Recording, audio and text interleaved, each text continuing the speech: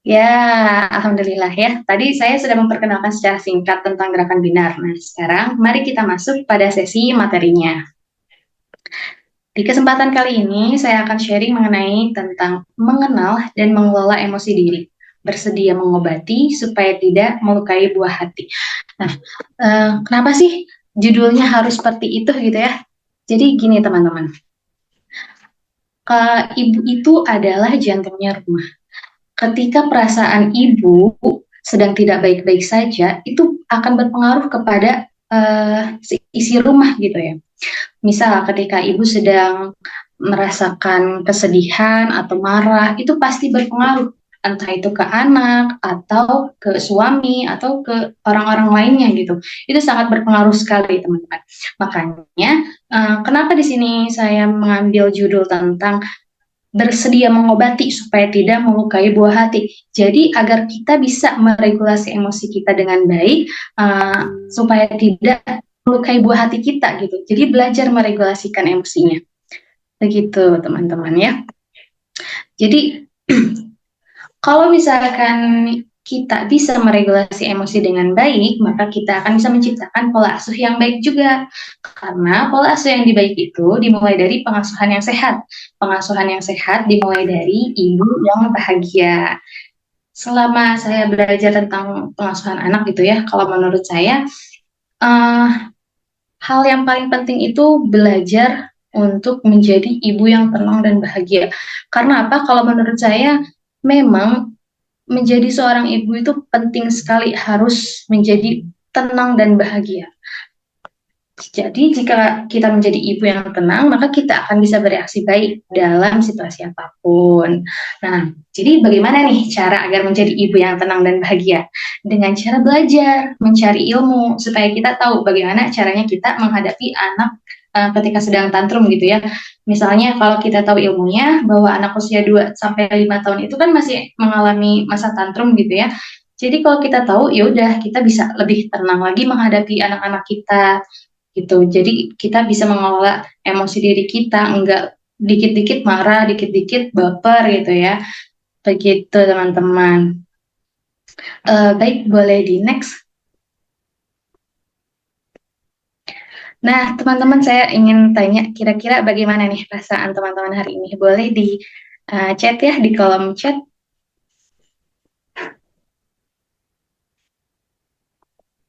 Kira-kira apa aja nih perasaan teman-teman sekarang? Bagaimana perasaannya? Happy menghina tapi hektik, iya pasti ya, menjadi seorang ibu pasti seperti itu ya, agak capek juga, sedih juga gitu ya. Ada yang lagi sedih, senang, marah, capek juga pasti ada ya. Nggak apa-apa. Ah, pasti kalau misalkan menjadi ibu pasti nano-nano banget ya rasanya ya ini. Jadi teman-teman, semua emosi itu valid, jangan disangkal. Jadi nggak apa-apa untuk merasa capek, sedih, marah, dan lain sebagainya. Nggak apa-apa banget. Itu wajar banget gitu ya. Tetap validasi, tetap rasakan apa yang dirasakan. Nggak apa-apa, itu hal wajar gitu ya. Tapi alangkah baiknya sebelum tidur kita harus dalam kondisi perasaan yang stabil. Karena kenapa? Misal gini ya, eh, pernah nggak sih teman-teman semua ngerasain misalkan gitu ya, lagi berantem nih sama suami atau lagi ngerasa bete nih sama suami, terus habis itu ya udah masalahnya tuh nggak diselesaikan pada saat itu juga. Nah itu bisa berpengaruh. Ketika kita lagi marah sama suami terus dibawa tidur aja gitu ya, itu sangat berpengaruh karena nanti pas kita bangun di kemudian harinya, di pagi harinya, si rasa sedih, si rasa marah itu pasti muncul lagi gitu, pasti akan ada lagi gitu. Nah, itu akan berpengaruh. Makanya sebelum tidur tuh kita harus merasa relax, ikhlas, tenang gitu ya, supaya mood pagi hari itu lebih bagus gitu. Nah, gimana caranya untuk regulasi emosi kita pada saat ini yang sedang sedih, yang sedang marah atau capek dan lain sebagainya. Nah, nanti saya akan ini ya, akan beritahu di slide berikutnya. Jadi intinya sebuah masalah yang tidak diselesaikan akan memicu masalah lainnya. Jadi kalau bisa, kalau misalkan memang lagi bete sama suami, lagi marah atau lagi memang punya masalah apapun gitu, ya sebisa mungkin diselesaikan lebih cepat, lebih baik gitu. Biar ketika kita mau istirahat, ketika kita mau tidur, eh, perasaan kita sudah tenang, sudah bahagia begitu. Nah, boleh di next. Nah, emosi itu apa sih? Coba teman-teman semua boleh tulis di kolom komentar kira-kira emosi itu apa ya? Menurut teman-teman itu emosi itu apa sih?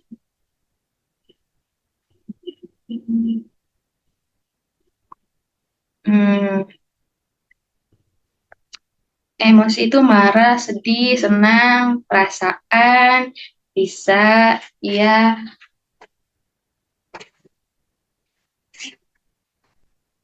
boleh, boleh juga ya. Emosi itu sebuah perasaan atau senang, sedih, melupakan apa yang sedang dirasa. Bisa, apapun itu ya. Oke, kita next ya. Kita cari tahu emosi itu apa sih sebetulnya, gitu ya. Oke, next. Nah, emosi itu adalah keadaan dan reaksi psikologis. Kalau psikologis itu yang berhubungan dengan kejiwaan gitu ya. Dan fisiologis yang berhubungan dengan organ, jaringan, atau sel makhluk hidup gitu ya. Emosi juga dapat diartikan sebagai luapan perasaan yang berkembang dan surut dalam waktu singkat. Simpelnya itu, emosi adalah respon terhadap kejadian yang menimpa kita. Begitu, teman-teman. Jadi, sebetulnya emosi itu ya sebuah perasaan gitu. Apa yang kita rasakan, apa yang hati kita rasakan, perasaan yang kita rasakan ya itu namanya emosi gitu. Emosi itu orang tidak bisa dilihat, emosi orang itu tidak bisa dilihat, tapi bisa mewujud dari perilakunya gitu. Contohnya, kita melihat orang sedang marah, kita sebetulnya nggak bisa nggak bisa tahu kalau misalkan oh dia lagi marah nih, nggak bisa tahu kalau apa, kalau tidak bisa melihat perilakunya, apakah dia lempar barang, apakah dia bete gitu ya, pokoknya marah-marah mulu gitu, ngomel mulu. Jadi gitu, emosi orang tidak bisa dilihat, tapi bisa mewujud dari perilakunya. Begitu teman-teman. Oke, next. Nah, kalau ini emosi menurut psikolog Paul Ekman. Nah, Paul Ekman ini adalah psikolog klinis dari Universitas Adelphi 1958. Beliau adalah seorang psikolog yang dikenal sebagai perintis dalam penelitian tentang emosi dan hubungannya dengan ekspresi wajah. Jadi kalau menurut Paul Ekman ini, emosi itu sebetulnya bisa diidentifikasi melalui wajah mereka gitu. Nah, kalau menurut beliau, emosi itu ada 6. Ada marah, sedih, takut, bahagia, jijik, kayak gitu ya, ada 6. Jadi tuh kalau menurut beliau ini, emosi yang bisa diidentifikasi melalui wajahnya itu ya, ini dia ada 6. Tapi sebetulnya emosi itu udah banyak. Jadi emosi itu nggak cuma marah aja gitu ya, nggak cuma sedih gitu. Emosi itu bukan hanya marah gitu ya, ada bahagia, takut, jijik, dan lain sebagainya gitu. Intinya semua emosi itu valid. Semua emosi itu memang ada dalam diri kita gitu ya. Jadi kan terkadang emosi itu diasosiasikan dengan hal negatif gitu ya, padahal emosi positif juga ada loh gitu. Misal kita ngedengar teman-teman tuh ada satu orang gitu ya, ih gue emosi banget nih, gue emosi banget nih. Terus kita mikirnya, oh dia kayaknya lagi marah, dia kayaknya lagi kesel nih. Padahal bisa aja gini, ih gue emosi banget. Karena emosi itu emosional gitu ya, karena bahagia gitu. Bisa aja kayak gitu. Tapi karena eh, pada saat ini tuh emosi itu kayak dikatakan semua hal yang negatif gitu. Padahal enggak.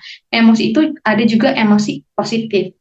Begitu. Nanti, tapi kalau sekarang saya akan lebih membahas tentang emosi amarah gitu ya. Kita belajar tentang regulasi emosi, emosi marah gitu. Gimana cara kita untuk meregulasikan emosi kita, terutama amarah. Oke, boleh di next. Nah, di sini kan ada gambar otak ya.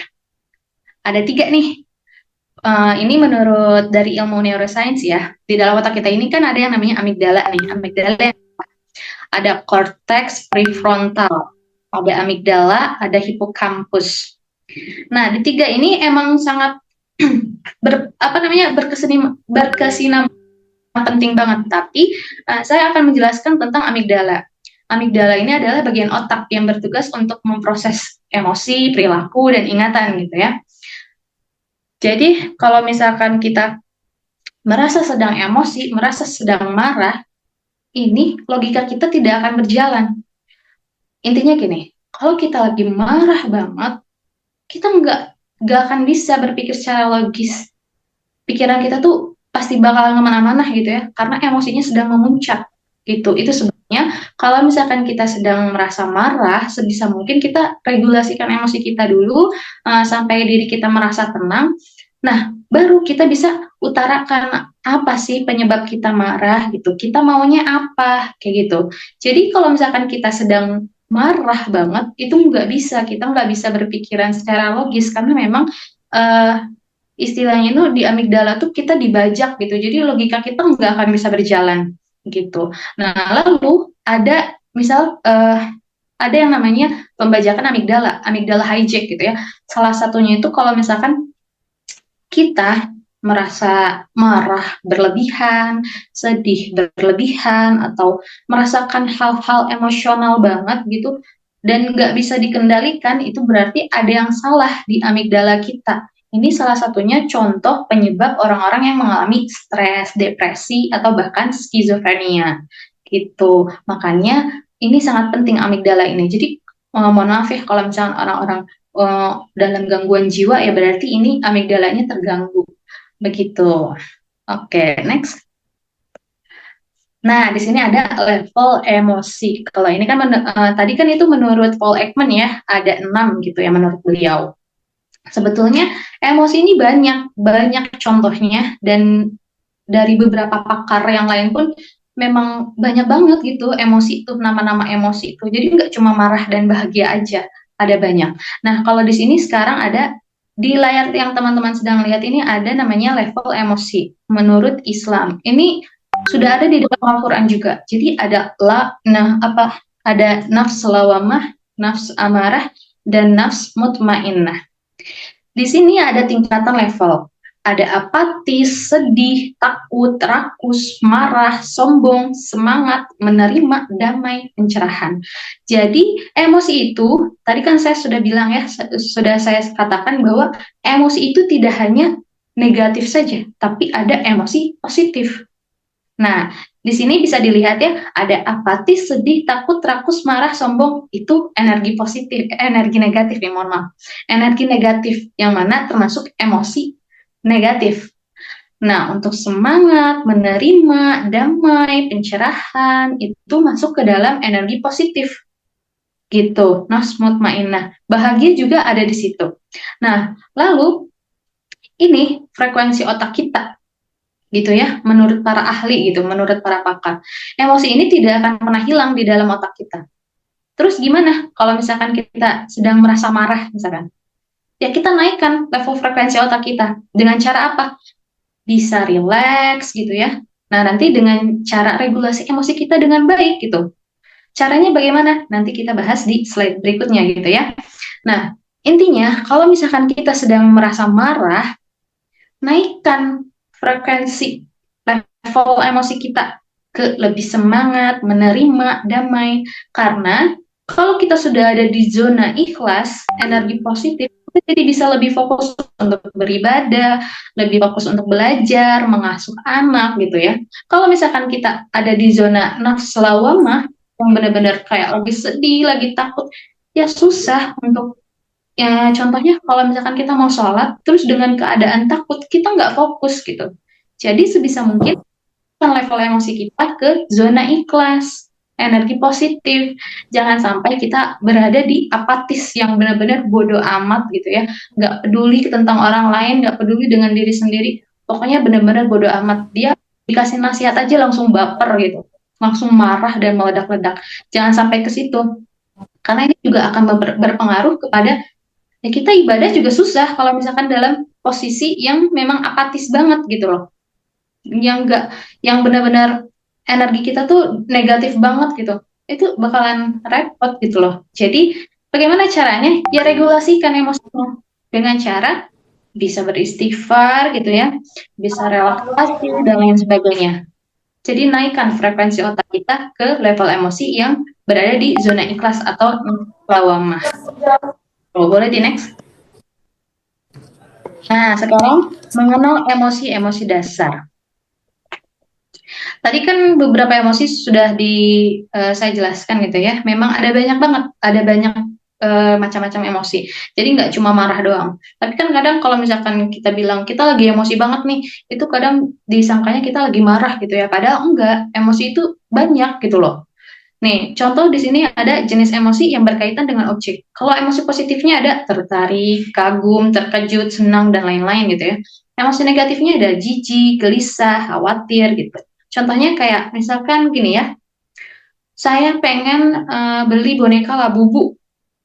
Ih, pengen banget gitu karena dia lucu. Nah, itu emosi positif nih. Ketertarikan kita tuh namanya emosi positif. Tapi kalau misalkan ngerasa nggak mau Labubu itu kayak kayak serem banget deh bentukannya kayak hantu gitu, kayak monster. Nah, itu emosi negatif gitu. Karena ngerasa khawatir gitu ya, takut gitu ya. Nah, itu emosi negatif. Lalu yang berkaitan dengan masa depan, ada harapan, perasaan penuh dengan gairah gitu ya. Jadi contohnya kayak ya Allah gimana ya masa depan aku, gimana ya gitu ya.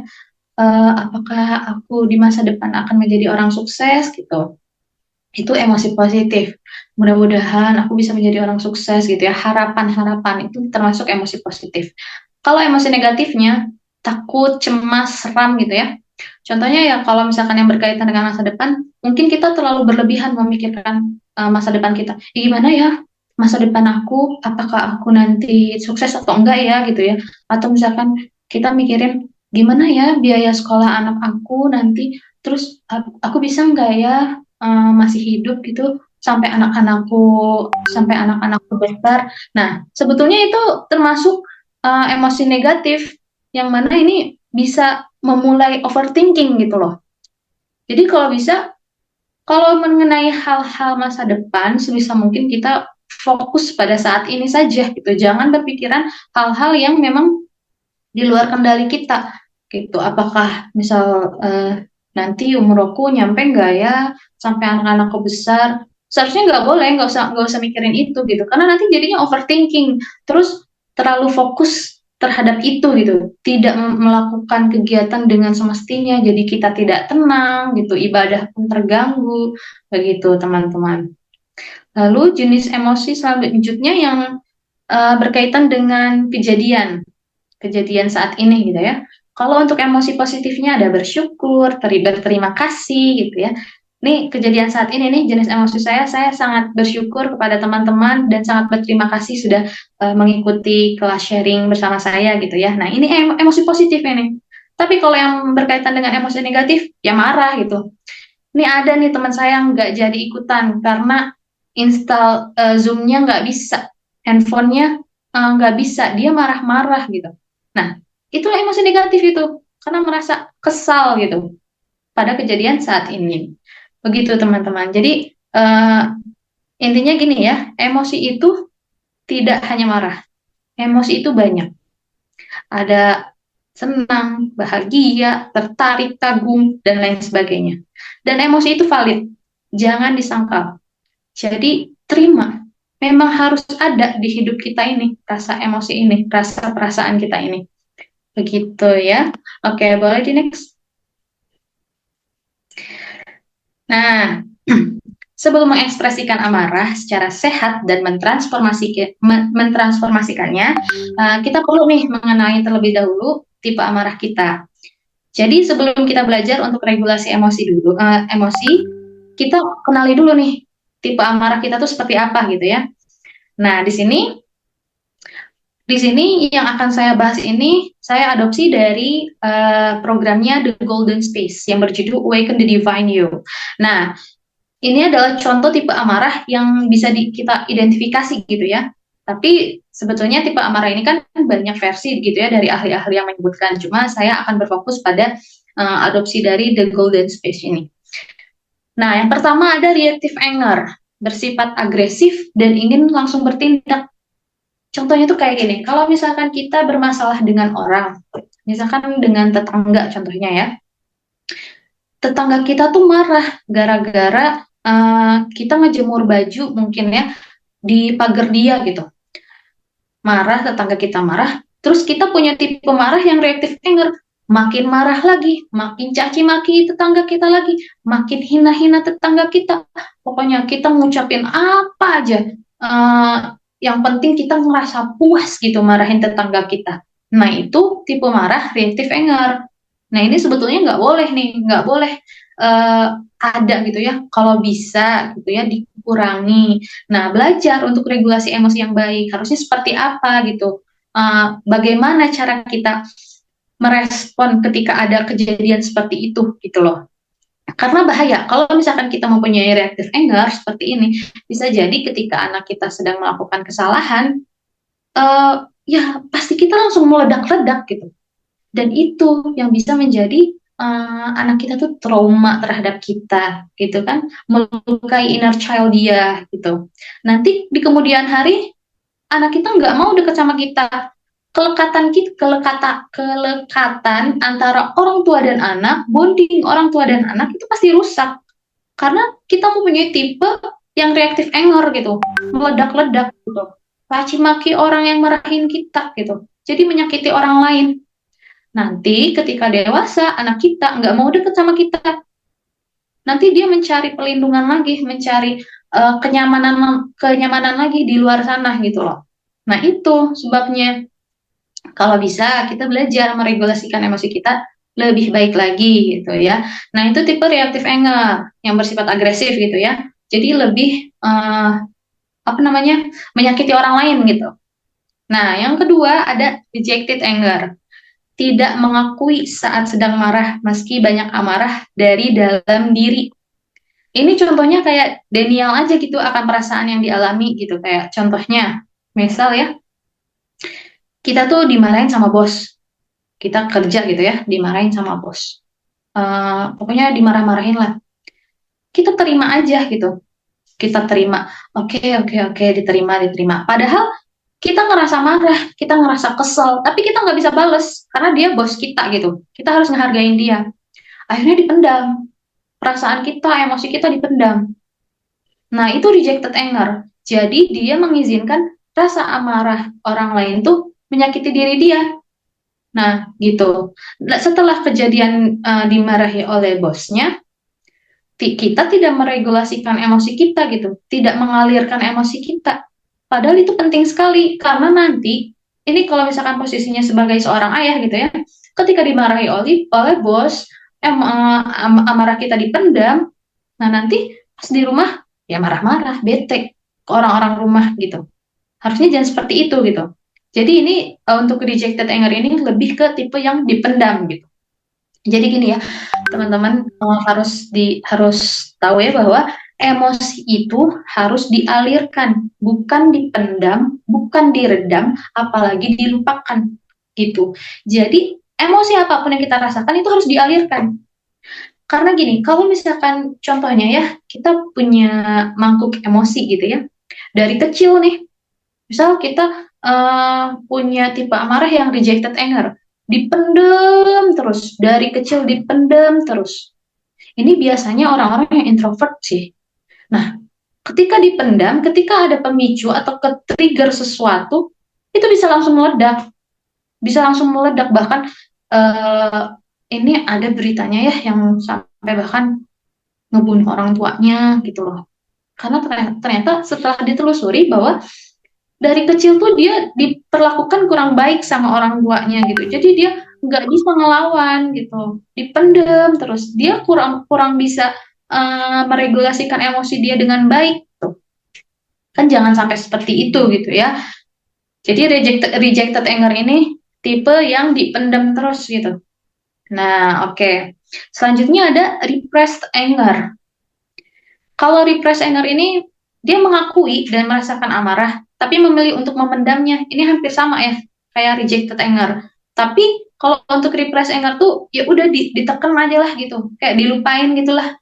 Nah, contohnya itu kayak misal kita bermasalah dengan orang tua kita gitu ya. Ini misalkan ya contoh, ketika orang tua kita marah-marah, ya kita nggak bisa marah balik dong ya, nggak bisa ngebales omongan orang tua gitu ya, karena ya dosa gitu ya. Ya udah deh, kita terimain dulu lah diomelin sama orang tua atau gimana. Nah, tapi setelah itu sudah selesai, setelah kita udah dimarahin sama orang tua, kita tidak mengalirkan emosi kita gitu. Kita malah melupakan, ah udahlah namanya juga orang tua, biarin aja. Padahal diri kita merasa kesal, sedih, frustasi, marah gitu ya. Padahal di hati kita tuh udah nggak enak banget gitu, kesal banget gitu. Tapi memilih untuk melupakannya, ya namanya juga orang tua gitu. Nah, justru yang seperti ini juga nggak boleh gitu, nggak bisa, karena ya nanti setelah dilupakan sebetulnya di alam bawah sadar kita tuh semua perasaan-perasaan yang kita alami itu akan tersimpan. Nanti ketika ada sesuatu yang tertrigger atau ada pencetusnya, ya kita marah. Khawatirnya kita malah lebih marah lagi ke orang tua kita gitu. Jadi jangan sampai seperti itu, jangan sampai dilupakan. Jadi yang sudah saya katakan ya, bahwa emosi itu harus dialirkan, bukan dipendam, bukan diredam, apalagi dilupakan gitu ya. Jadi kita harus tahu nih, tipe amarah kita tuh yang seperti apa. Lalu nanti ke depannya kita harus seperti apa gitu. Nah, nanti kita belajar untuk regulasikan emosi kita dengan baik gitu ya. Nah, yang terakhir ada responsive anger. Mengakui dan merasakan marah serta memahami apa pencetus di balik kejadian yang memunculkan rasa amarah tersebut. Nah, coba boleh di next kita lihat videonya ya, contoh responsive anger. Oke, kita lihat videonya ya.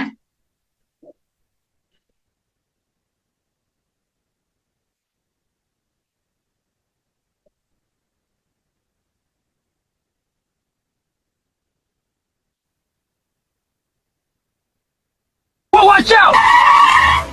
Oh, that was close.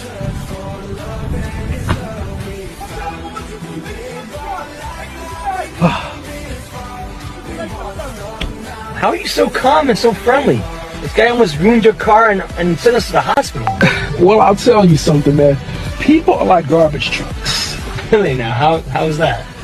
Well, they run around with garbage. They're full of disappointment, full of frustration, full of anger.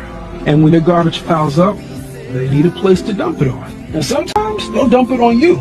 But you know what? You don't take it personal. You just wave, smile, you wish it well, and you move on. Don't let their garbage spread to the people at work. You love those who treat you right. You pray for those who don't. See, now life is 10% of what you make it. The other 90 is how you take it. Oke, tadi dari video tersebut ya, jadi ada dua mobil gitu ya. Mobil kedua ini hampir menabrak mobil yang pertama, mobil yang di depannya. Tapi itu nggak terjadi gitu, hampir aja deket gitu ya. Tapi si orang pertama, si mobil pertama ini dia marah-marah, nggak terima bahwa mobilnya hampir tertabrak gitu. Dia marah-marah, memaki-maki. Sedangkan si supir yang di mobil kedua dia bereaksi dengan tenang, dia senyum gitu ya, dia dengarkan saja. Terus si penumpangnya nanya, kenapa kamu diam aja? Padahal itu kan orang itu marah-marahin kamu. Terus kata si supirnya itu, gak apa-apa, semua orang punya sampah gitu, punya emosi gitu. Itu akan sewaktu-waktu keluar gitu, akan sewaktu-waktu ya seperti tadi, marah-marah gitu. Nah, kalau untuk orang yang marah-marah tadi, yang meledak-ledak tadi, itu bisa saja dia mempunyai tipe amarah yang mungkin reactive anger gitu ya, bisa langsung meledak-ledak gitu, atau enggak rejected anger atau repressed anger. Jadi sebetulnya dia itu sudah memendam banyak emosi, sudah memendam perasaan-perasaan kekesalan dia terhadap orang lain, jadi dia luapkan di kejadian tersebut gitu. Itu si orang yang marah-marah di depan itu bisa jadi dari ketiga tipe amarah yang tadi gitu. Nah, kalau untuk responsive anger ini si supir yang kedua tadi. Supir yang kedua tadi dia bilang dengan tenang gitu ya, dia senyum ke orang yang di depan. Terus dia sadar dia juga pasti merasa marah juga, nggak terima gitu ya dimarahin sama orang depan, tapi dia tahu semua orang pasti melakukan seperti itu gitu. Jadi dia sudah bisa meregulasikan emosi dia dengan baik gitu. Dia tetap tenang, tetap tersenyum, dan tetap mengetahui bahwa semua orang akan seperti itu gitu. Begitu, itu adalah responsive anger. Jadi sekali lagi ya teman-teman, bahwa emosi itu harus dialirkan, bukan dipendam, bukan diredam, apalagi dilupakan. Begitu ya. Oke, sekarang kita next.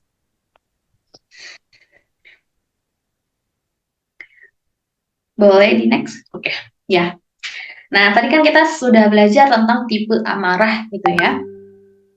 Sekarang, bagaimana caranya meregulasi dan mentransformasikan amarah menjadi cinta? Jadi kan selama ini amarah itu kan yang tadi sudah saya sebutkan ya, bahwa amarah itu diasosiasikan dengan sesuatu yang negatif. Nyatanya, marah itu adalah emosi yang wajar dari setiap manusia. Jadi sebenarnya nggak apa-apa, kita mau marah juga nggak apa-apa. Asalkan yang pertama, jangan melukai orang lain, jangan melukai diri sendiri. Terus gimana caranya kalau nggak kayak gitu? Ya kita belajar regulasi emosi kita dengan baik gitu ya. Nah, nanti saya jelaskan di slide berikutnya ya, cara regulasikan. Jadi, regulasi itu sebenarnya apa sih? Regulasi itu kemampuan mengenali, mengelola, dan merespon emosi. Kayak yang tadi, kayak yang tipe amarah yang responsif. Jadi dia lebih tenang gitu. Jadi kita bisa lebih tenang menghadapi situasi-situasi yang plot twist banget gitulah. Kayak tiba-tiba misal dimarahin atau tiba-tiba anak bikin ulah gitu ya, kita jadi bisa lebih tenang, apa nih yang harus kita lakukan gitu. Kalau kita sudah bisa meregulasikan emosi kita dengan baik, kita jadi lebih tenang, jadi lebih bahagia, kita jadi bisa mengasuh anak-anak kita lebih baik lagi gitu. Karena yang tadi saya sebutkan di awal, pola asuh yang baik dimulai dari ibu yang bahagia. Begitu teman-teman ya.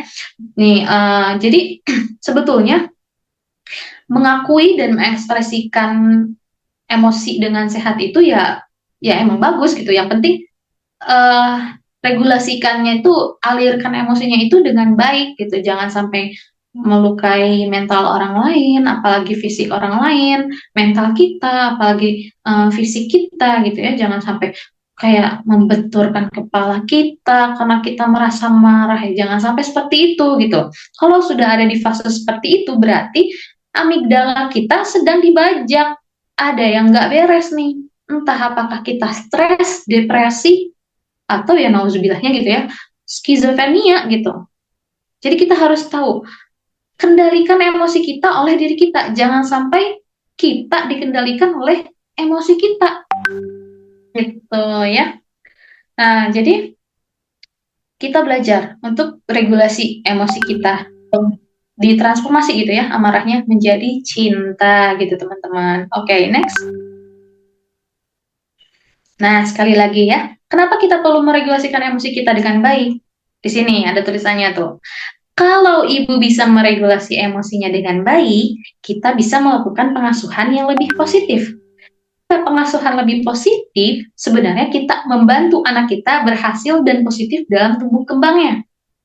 Jadi, gini, contoh ya, kalau kita mempunyai kemampuan regulasi emosi kita dengan baik, ketika anak kita di masa-masa MPASI gitu ya, nggak mau makan nih, anak kita nggak mau makan, tapi kitanya marah-marah, Dek, kamu tuh makan dong, makan, sampai dijejel-jejelin gitu ya, makanannya dipaksa-paksa, ya nggak akan mau, anaknya malah takut ngelihat kita marah-marah gitu ya.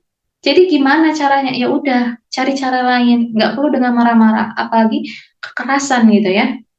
Gitu. Karena kuncinya apa? Pola asuh yang sehat dimulai dari ibu yang bahagia. Bagaimana cara kita untuk menjadi ibu yang bahagia dan tenang? Kita belajar. Contohnya, ya salah satunya belajar meregulasikan emosi kita dengan baik gitu. Kita mengenali emosi kita tuh seperti apa, lalu kita harus bagaimana bereaksi gitu. Meregulasi emosi itu baik untuk mencegah kesehatan mental ibu dan batin anaknya, agar tidak tercipta pengasuhan yang buruk atau luka inner child yang akan menjadi rantai generasi ke generasi. Jadi, yang sudah saya katakan sebelumnya bahwa kalau misalkan kita punya tipe emosi yang reactive anger, terus kita nggak bisa regulasikan emosi kita dengan baik, sedikit-sedikit kita marah sama anak kita, entah kita pukul anak kita atau misalkan kita maki-maki dia lah dengan bahasa yang sangat kasar. Nanti anak kita punya luka inner child, anak kita trauma. Walaupun mungkin ya ada yang bilang nih di salah satu konten saya yang tentang luka inner child, ada satu orang yang mengatakan bahwa enggak kok, orang tua saya baik-baik aja. Orang tua saya mengasuh saya dengan baik, katanya.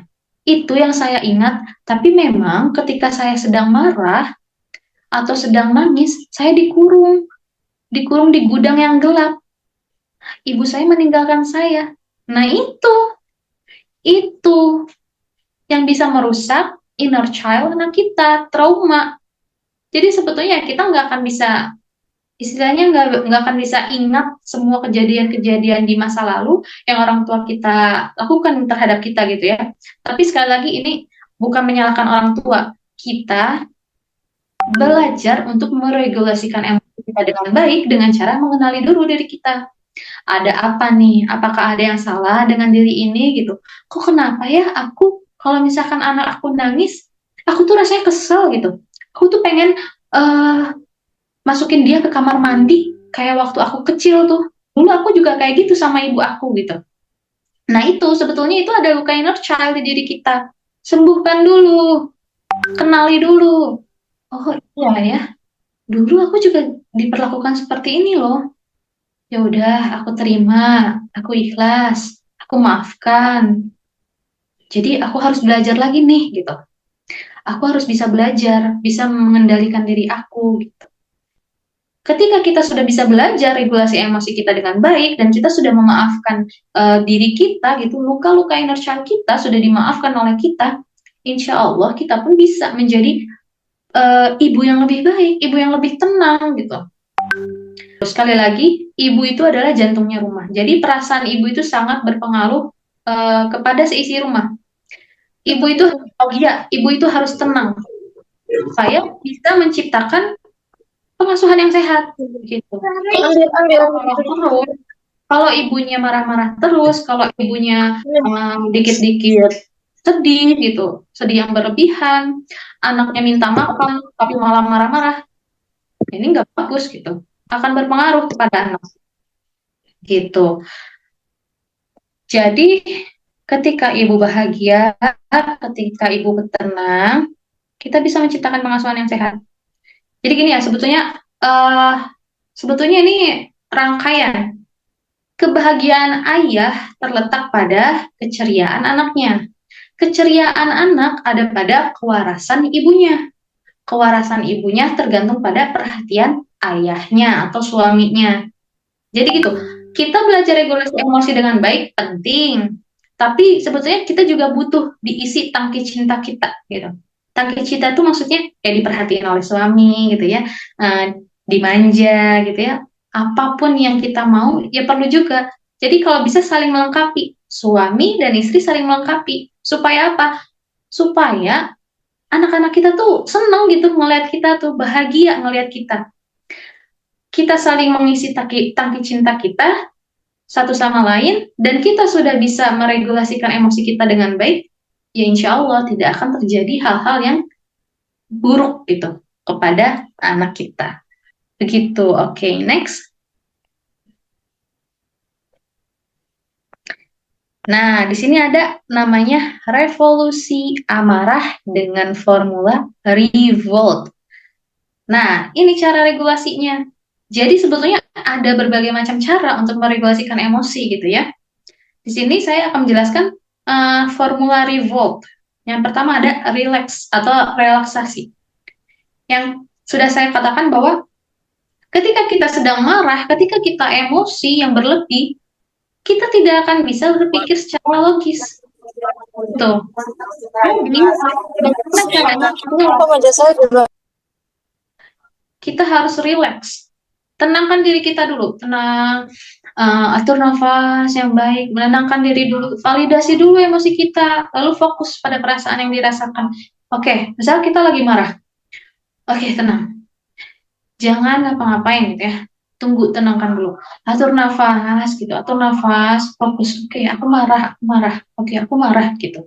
Validasi, namai perasaan kita. Apakah kita lagi nangis, berarti kita sedih. Apakah kita marah, kita kesel gitu. Namai perasaan itu. Relax. Anak menjatuhkan apa? Contohnya terigu yang baru dibeli gitu. Jatuh semuanya. Oke, tenang, tenang gitu ya. Fokus dulu, tenang, atur nafas dulu. Ingat bahwa namanya juga kan anak-anak masih kecil gitu ya. Nanti kita kasih tahu, jangan kayak gitu. Kalau terigu bisa diberesin, kalau mental anak susah. Gitu, jangan sampai kita melukai melukai ya mental anak-anak kita gitu. Ya. Jadi pertama relax, relaksasi, menenangkan diri gitu. Validasi dulu emosi kita, fokus pada perasaan yang dirasakan. Gitu ya. Lalu ada identify atau identifikasi dengan mata. Atau bisa sama grounding. Ada istilahnya kalau menurut psikolog Megatala itu grounding. Jadi seperti ini. Misal kita sedang merasakan marah ya, lagi marah gitu ya. Kita tenang dulu. Atur nafas kayak tadi. Terus kita lihat, oh oke, di sini ada buku, ada gelas, ada ini, ada laptop, oke. Tenang, tenang. Jadi kita alihkan dulu sementara, alihkan dulu supaya kita merasa lebih tenang, lebih damai gitu. Amati dulu sumber kemarahannya yang ada di depan kita. Kayak yang tadi saya contohkan bahwa ketika anak-anak saya berantem, ternyata saya lihat dulu, saya diam dulu, perhatikan apa nih yang salah. Oh, ternyata mereka berebutan mainan. Mainan yang mana? Mainan yang A misalkan. Nah, kita cari solusinya dengan baik gitu. Jadi kita tenangkan dulu, jangan sampai ketika anak-anak kita sedang berantem, terus kita ikut berantem, yang nggak akan selesai masalahnya gitu. Yang ada malah kita capek, terus kita marah-marah, bisa saja memukul anak kita gitu kan. Ujung-ujungnya ya marahan, nanti menyesal habis marah-marahin anak gitu. Jadi bisa untuk identifikasi atau grounding gitu ya. Lihat dulu, tenang dulu. Oke, kita lihat dulu deh. Oke deh, identifikasi dulu. Oh, anak aku ternyata ini nih berantem nih. Padahal di depan kita tuh anak-anakku lagi nangis. Itu ini dia ambil-ambil ini nih. Udah, diam dulu. Tenang, tenangkan pikiran kita dulu. Tenangkan diri kita dulu gitu. Sebelum kita melakukan eh, apa? Melakukan sesuatu gitu. Jadi supaya kita yang tadi, yang level emosi kita, ketika kita sedang marah bisa beristighfar. Istighfar sambil melihat kondisinya seperti apa sampai frekuensi otak kita mencapai di nafs mutmainah, lebih tenang. Ketika sudah tenang, baru kita, oh masalahnya ini, mainan ini nih.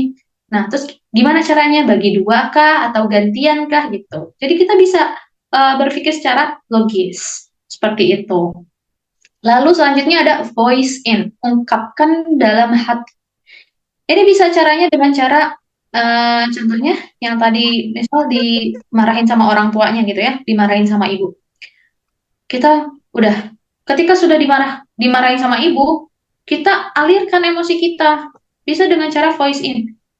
Misal di depan kaca gitu ya. Ya Allah, aku sakit hati banget deh gitu. Aku marah banget. Sambil nangis nggak apa-apa. Sambil nangis. Karena gini, menurut jurnal emosional yang diterbitkan oleh American Psychological Association, menangis itu dapat membantu proses regulasi emosi. Jadi nggak apa-apa, kalau kita lagi marah, nangis pun nggak apa-apa.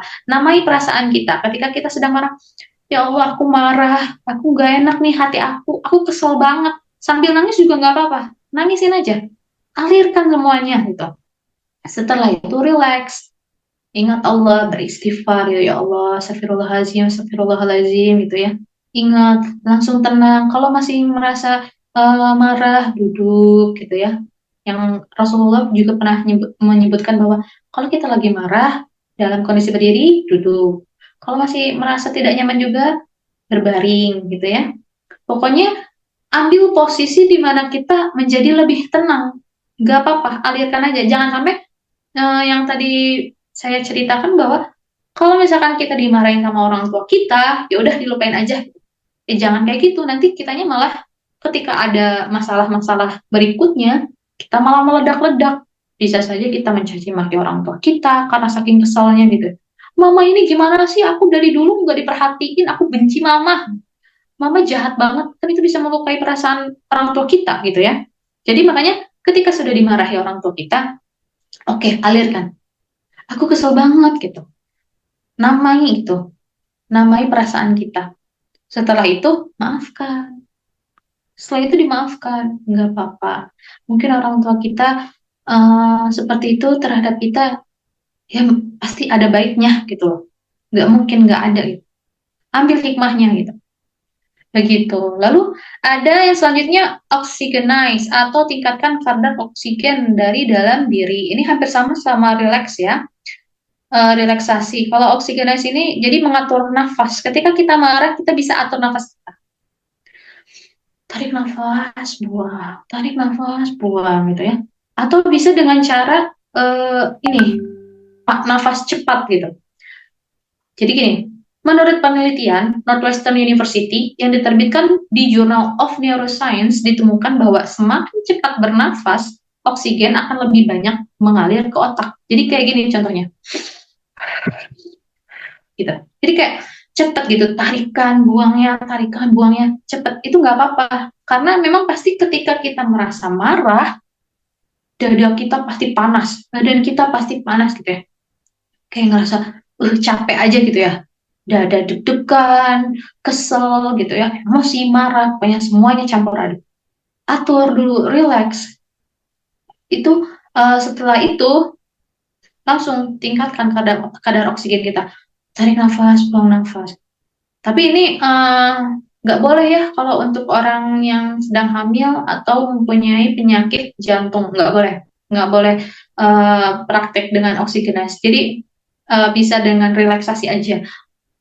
Jadi lebih tenang aja, bikin diri kita lebih tenang. Tuh. Kalau untuk yang nggak kenapa-napa ya bisa dengan oksigenasi. Jadi nafasnya cepat gitu, nggak apa-apa. Itu boleh. Begitu ya. Lalu ada let it out. Luapkan emosi. Ini maksudnya apa? Jadi gini, ada yang namanya kalau misalkan kita marah terus pengen teriak gitu ya. Tapi jangan teriak di depan orangnya, jangan teriak misal ketika kita marah sama anak terus kita teriak wah gitu di depan anak kita. Ya jangan. Dia pasti takut gitu ya. Dia pasti takut. Dia pasti mikir, "Lah, mamaku kenapa nih? Kok jadi singa gitu ya?" Nggak boleh. Tapi tetap tenang, relax. Setelah itu, kalau masih merasa sesak gitu ya, bisa dengan cara let it out, luapkan emosi, teriak. Misal di ruangan yang kedap udara, atau di dalam air, ditutup pakai bantal, atau kalau misalkan lebih baik lagi, ya main ke puncak misalnya ya, ke padang gurun, gurun apa namanya, di puncak atau enggak ke bunteh gitu, teriak kencang-kencangnya. Karena ini ada loh, ada terapi yang memang teriakan gitu. Ada terapi yang kayak gini. Ini bagus juga untuk meluapkan emosi kita. Kadang orang-orang yang habis teriak tuh ngerasa, ih gue lebih tenang loh gitu. Ya memang ini salah satunya cara regulasi emosi. Gitu. Yang terakhir ada transform. Ya, yang saya bilang bahwa setelah kita relaksasi, identifikasi, voice in, terus tingkatkan kadar oksigen dalam diri kita, terus luapkan emosinya dengan let it out, teriak gitu ya. Selanjutnya apa? Kalau sudah tenang, ya kita maafkan. Kita maafkan, kita menerima, lalu ya sudah kembali seperti normal gitu. Tapi memang meregulasikan emosi kita ini nggak bisa secara instan. Misal, kita belajar nih hari ini, sekarang juga, besoknya kita pasti bisa nih mengelola emosi kita. Nggak bisa dalam waktu singkat.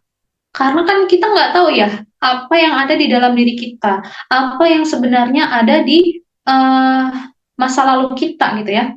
luka pengasuhan apa yang kita punya, inner child terluka ini apa nih rasa-rasanya. Sembuhkan dulu. Setelah disembuhkan, kita terus belajar untuk mengelola emosi kita gitu, mengendalikan emosi kita. Memang pasti akan lama gitu ya prosesnya, tapi kalau misalkan terus-menerus menjadi kebiasaan, ya sudah, nanti jadinya bisa lebih tenang menghadapi hal-hal yang di luar kendali kita gitu ya, menghadapi hal-hal yang ya kayak orang-orang marah gitu, tiba-tiba marah ke kita atau gimana, terus kitanya emosi atau sedih gitu. Dengan contohnya juga, kalau misalkan kita kehilangan orang yang kita sayang gitu ya, meninggal atau kayak gimana, terus kita sedih, kita teriak-teriak, ya jangan seperti itu juga gitu. Kita sedih boleh, boleh nggak apa-apa, mau nangis juga nggak apa-apa, tapi jangan sampai kehilangan kendali, kita teriak-teriak, terus bangun bangun atau sampai merusak hal-hal yang lain gitu ya, benda-benda lain, jangan sampai seperti itu. Berarti dari situ kita bisa identifikasi bahwa ternyata kita belum bisa mengendalikan emosi kita gitu. Nah, selain itu bisa juga dengan cara yang lagi banyak apa dikenalkan oleh para psikolog ya, bisa dengan cara journaling. Jadi nulis nih, nyatet nih perasaan-perasaan kita nih. Misal contoh, hari ini aku lagi marah nih sama suami, aku tulis nih di buku diary gitu ya. Hari ini aku kesel banget deh. Biasanya kalau kayak gitu, tiba-tiba air mata tuh turun gitu ya, ikutan nangis gitu. Nah itu sama mengalirkan emosi kita. Nggak apa-apa journaling, atau misal mau olahraga, nggak apa-apa juga olahraga sambil lari pagi terus sambil ngomong gitu, sumpah kesel banget sama ini, aku kesel banget, aku marah banget, nggak apa-apa, itu bagus juga gitu. Dan selain itu juga kita harus memperhatikan makanan yang kita makan, halal kah, baik kah, gitu, karena itu juga berpengaruh kepada emosi kita begitu. Kalau yang tidak halal ya, ya bisa jadi pengaruh ke dalam diri kita juga, kurang bersyukur, emosian juga gitu ya. Begitu teman-teman. Jadi banyak cara sebetulnya untuk bisa meregulasikan emosi kita dengan baik. Jadi boleh nggak sih sebenarnya kita marah? Nggak apa-apa marah.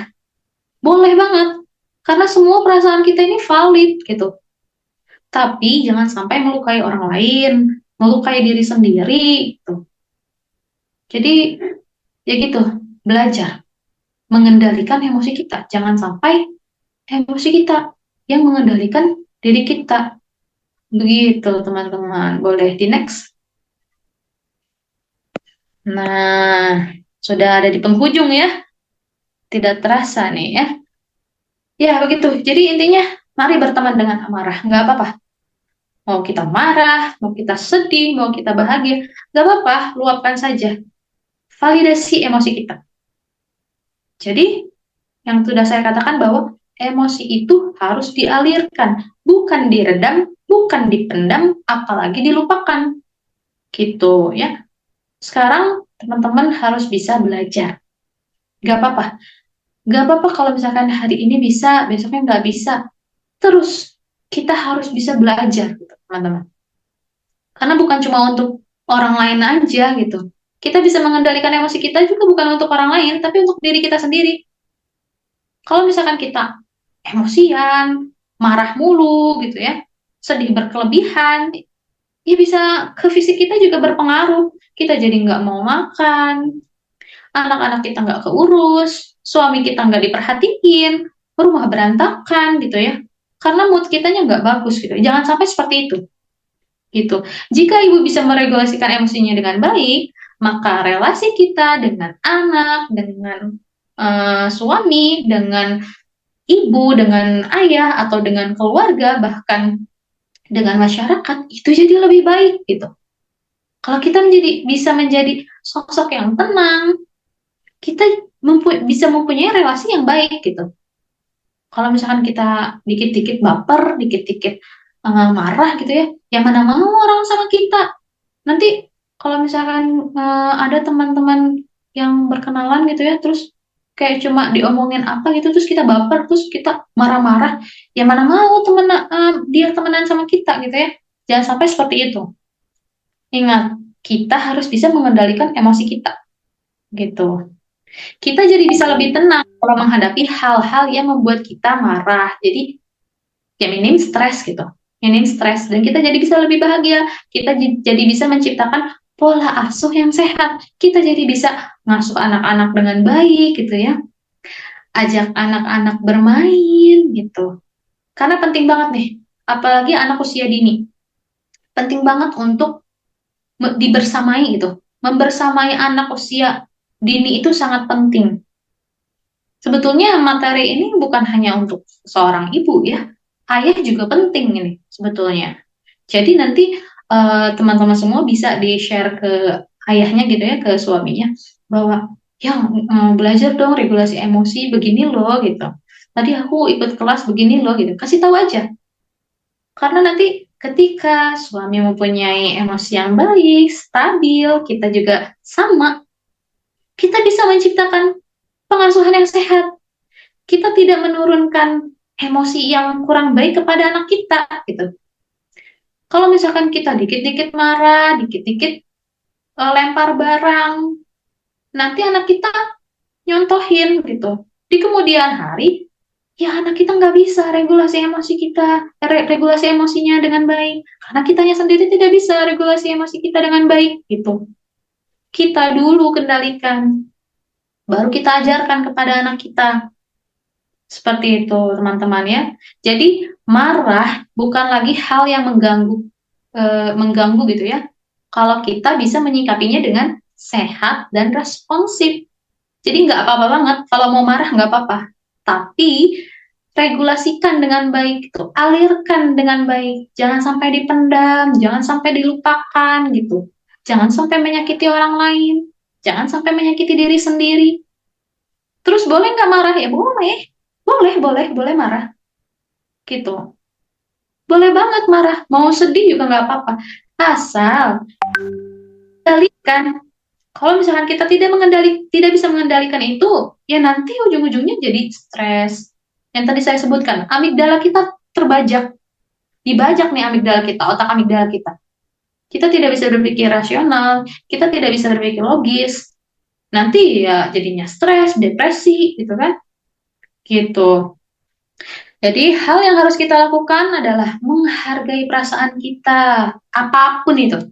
Mau sedih, senang, bahagia, jijik, dan lain sebagainya. Apapun itu. Validasi. Kenali diri kita. Begitu. Bukan hanya ada dalam pikiran nih emosi itu. Jadi memang ada di dalam diri kita. Tuangkan gitu. Tuangkan semua emosimu. Silahkan menangis jika perlu. Gitu ya. Sekali lagi, emosi itu harus dialirkan, bukan dipendam, bukan diredam, apalagi dilupakan. Begitu teman-teman, Masya Allah. Oke, next. Terima kasih semuanya yang sudah hadir. Oke, Alhamdulillah ya, semuanya sudah selesai ya. Jangan lupa ya teman-teman bahwa pola asuh yang sehat dimulai dari ibu yang bahagia. Baik, terima kasih. Saya kembalikan kembali kepada Teh Senita.